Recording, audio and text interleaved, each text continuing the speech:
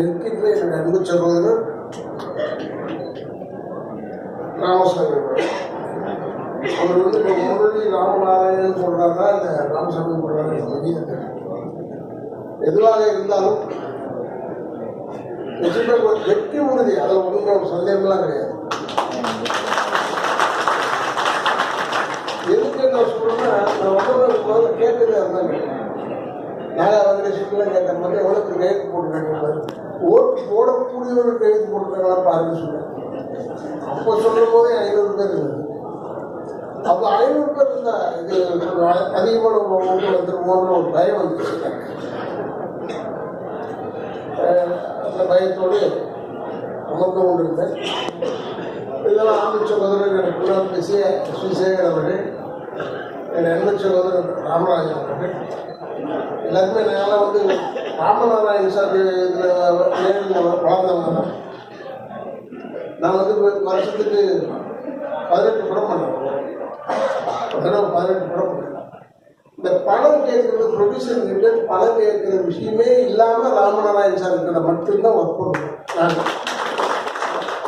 ஏன்னா எப்படி விட்டுட்டு வரும் இதே படம் தான் சகோதரர் விஜயகாந்த் எல்லாத்தையுமே அப்படி.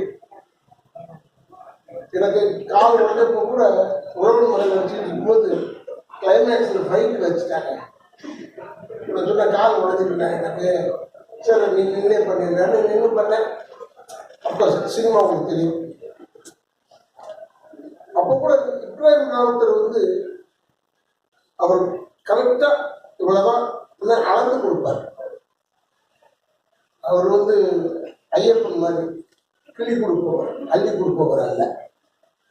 அதனால அவங்கெல்லாம் இருந்தபோது ஒரு சினிமா செழிப்பா இருந்த டைம். இப்போ சினிமா அழிஞ்சு போல இவ்வளவு பேர் இருக்கீங்க, நாங்களாம் வந்திருக்கோம், பேசுறோம், ஓடுறோம். நாங்களாம் வந்து உறுப்பினர் இருக்கிற முறையை ப்ரொடியூசர் கவுன்சில் உறுப்பினர். எதுக்கு நான் சொல்றேன்னா, இதுல உறுப்பினராக இருந்து எல்லா தயாரிப்பாளருமே இப்ப ஷார்ட்கட்ல போறாங்க. நீங்க ஒரே ஒரு முரளி ஜெயிச்சிருவாரு, முரளி தலைவர் அவர் சொல்லணும், ரூல் போட்டே ஆகணும். எனிபடி நீ வந்து தமிழ் ப்ரொடியூசர் கவுன்சில் மெம்பராக இருந்தால்தான் உனக்கு எல்லாம் செலவு எல்லாமே. ஏன்னா உங்களுக்கு அரசாங்கத்திலும் நல்ல பவர் இருக்கு. அதனால இந்த நேரத்தில் பிடிச்சாதான் கொடுக்கல, இல்லைன்னா மிஸ். ஏன்னா யார் வேணாலும் கூட எடுக்கலாம், யார் வேணாலும் நடிக்கலாம்.